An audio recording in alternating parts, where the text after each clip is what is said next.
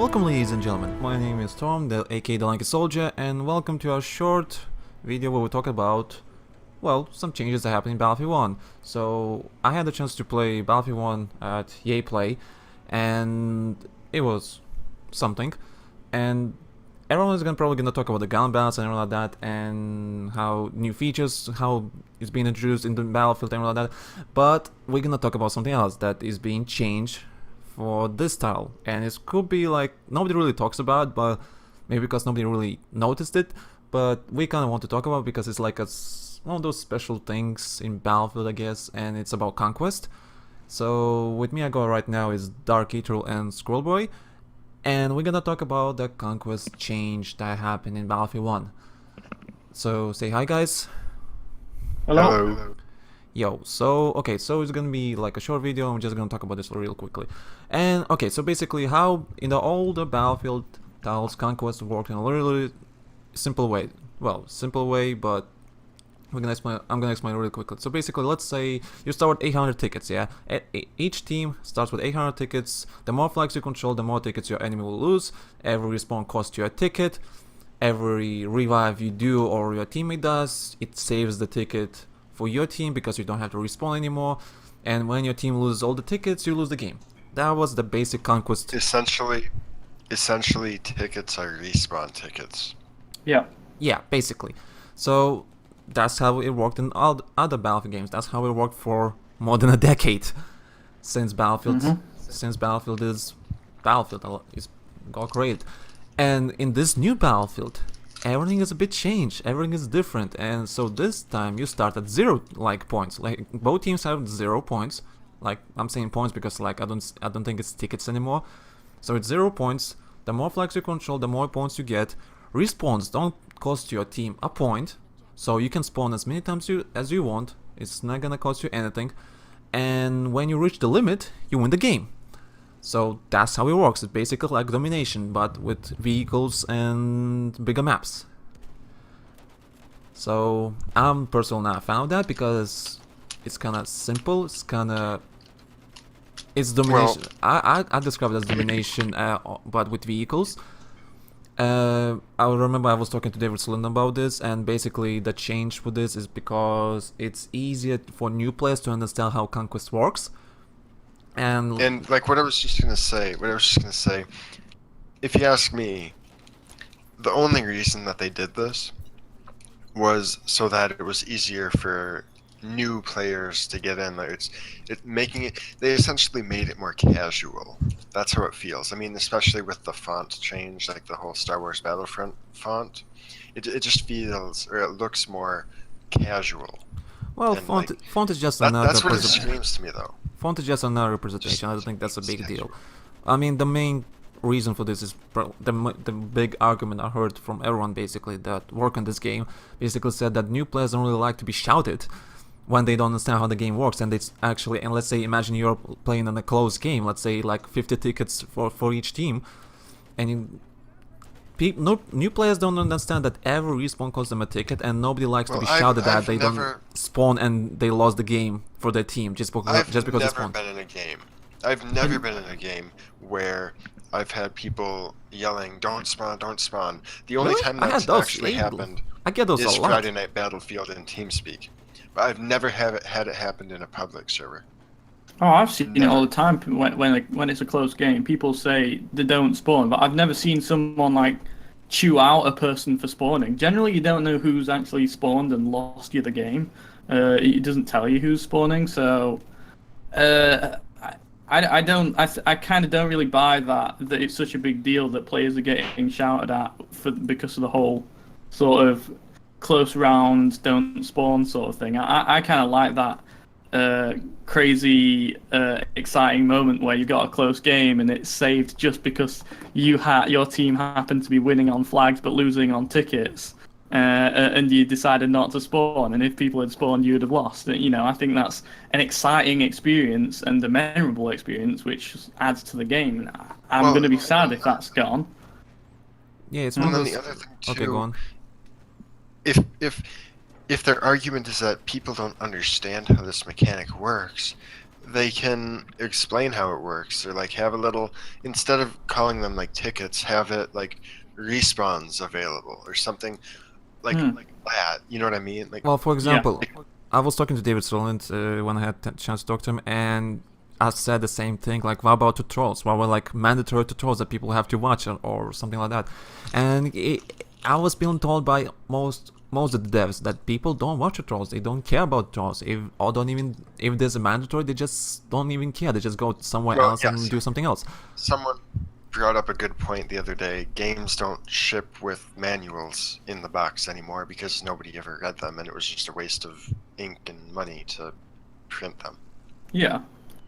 But I mean, I don't think you have to do stuff like tutorials or manuals, something that like it requires someone to go to an effort to actually consume.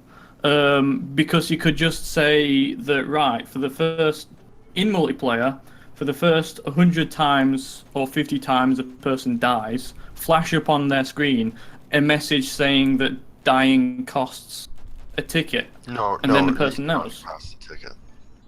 Yeah, respawning costs a ticket. You know, and then the person knows how the whole game mode works, and you haven't like upset them by bothering them by forcing them into a tutorial or anything. Well, otherwise, there's two other things you could do when it gets like if the tickets are below like 20 or whatever, 50, I don't know. They could change the names and like have a little message pop up where it says deploy. It could say, "This will cost your team a ticket." Otherwise, it could just be like, if you get below like 20 tickets, then you just can't spawn anymore. But then people would probably just quit. I just have it so that when you're on one ticket, you can't respawn.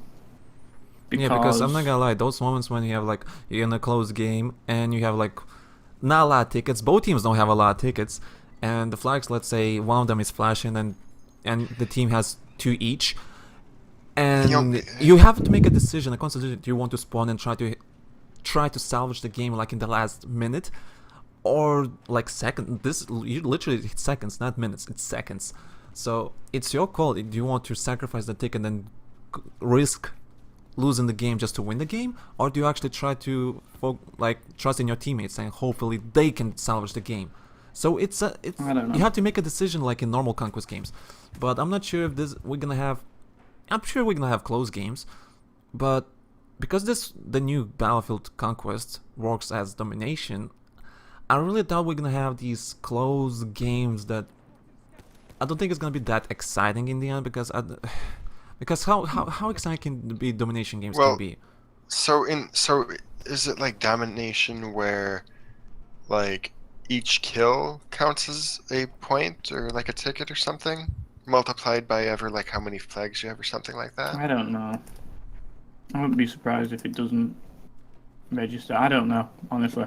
I don't know. I just think that I'm not a big fan of having the tickets count up like that, or having a change like that, because you need to keep your core game modes. I mean, they had in Battlefield like 3 they had Rush, and that was good, and 4 they had Rush, but Rush was kind of Rush kind of died out, like, to be honest, in Battlefield 4. I mean, and then you have like Obliteration, and that was fun, but now it's like I don't see very many people playing Obliteration, and it's kind of sad because I actually liked that game mode. Well, I completely disagree with whatever sort of reasoning they came up with to change it to a counting up system. Like, you know, the whole ticket like respawn thing, that's an entirely separate issue, but counting up, I don't see how that's more intuitive at all, because if the ticket count is counting down, then what the player normally wants to know in game is how many tickets are left in the match, because then you can sort of guess how long you've got to go. Well, yeah, and that's what players. How do I know? Am I in an 800 ticket server, or am I in a 1,000 ticket server? If it's counting it's up, getting close to 799, 800. Oh, it must be in a 1,600 ticket server then, or maybe it's 1,000. I don't know. Yeah, if it's counting down and you've got, and the scoreboard says, you know, you've got 250 tickets, because it's counting down, you know that number is how many tickets you've got left. Now, if it's counting up and it says 250 tickets, that's how many tickets you've got, but it doesn't tell you how many tickets you need. And even if it did, if they added that number on, telling you how many tickets you need to win the match, then you've still got to do a little bit of mental arithmetic to work out how many tickets you have left to go. So, it's more complex. It might not be a great deal more complex, but it is more complex. So how's it simpler? I think I can understand that there is sort of a discrepancy when you're playing team deathmatch on Battlefield 4 at the moment. I'm pretty sure it counts up how many kills a team's got, and if you're playing Conquest, it counts down how many respawn tickets each team has. So what I'd do is I'd simply switch it on Team Deathmatch to make that match Conquest instead of switching Conquest to match Team Deathmatch. I'd have it so that it tells you how many kills you've got left to go before you win the match in Team Deathmatch. And then it's all consistent, which seems much more sensible to me, because if you're going to change the way the main game mode of Battlefield works, then while you may make it simpler for some new player coming from a game where the scoring system counts up, you've got all those existing players who are already veterans of your franchise coming into a new game and having to deal with a new system, and I think that's probably going to be like more of an inconvenience than the tiny problems with the new players. So I feel like more people are going to be confused when they're switching back and forth between Battlefield 4, Battlefield 1, maybe even Battlefield Hardline, who knows. That's going to be more confusing than the few new players. So I don't understand, honestly. I'm really curious when the alpha, beta, whatever it's going to be. Well, I actually know where it's, but I'm going to be quiet about it. I'm just kind of curious when the public beta or alpha is going to be, and how people are going to react. I mean, there's one thing how TA play. If it's like an open beta, it's really a demo. Like for most games, I'm not sure if Battlefield will be. I feel like the devs learned like a lot with like the CTE about how the community can give feedback, and I am hoping that the beta will be more of an actual beta. But I mean, in a lot of games, it's more like demo, and so I'm always, whenever there's like an open beta, I'm always a little wary about that. I don't know. I'm still kind of confused about this change, and Dark probably could be right. It could be confusing at one point. And I don't know how many close games we're gonna have like this. Is it gonna destroy the idea of Conquest? I'm not sure. So all I have to say is just let's wait for the alpha to go public, or beta, or whatever, and see how it works. Because I'm really curious to see how people are gonna react to this. Because nobody's really talking about this, but because everyone likes saying, dynamic weather, evolution, or new maps, or whatever. People are excited about that, but nobody's really mentioned the Conquest. Conquest is just a different game at this point. It's kind of is. And the way I see it is just domination with vehicles, the way I see it. And I'm not a big fan of that.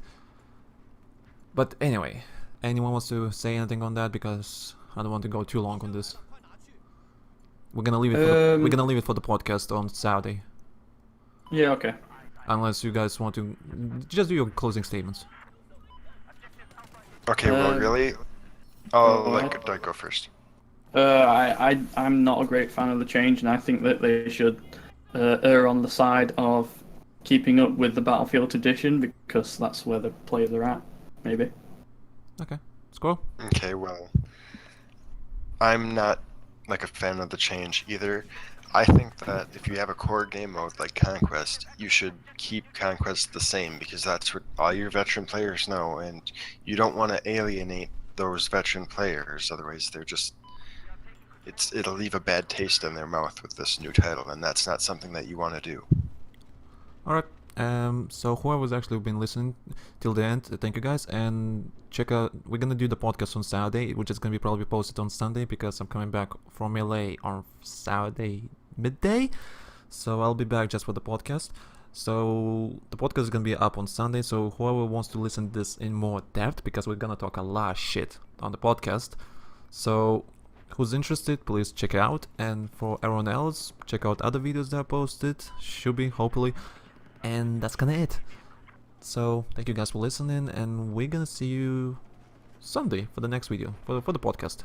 So thank you guys, and thank you Dark, thank you Scroll. You being quiet. Okay, no one. And Gur just disconnected. Gur was just being quiet. But anyway, thank you guys for listening, and we're gonna see you in the next one.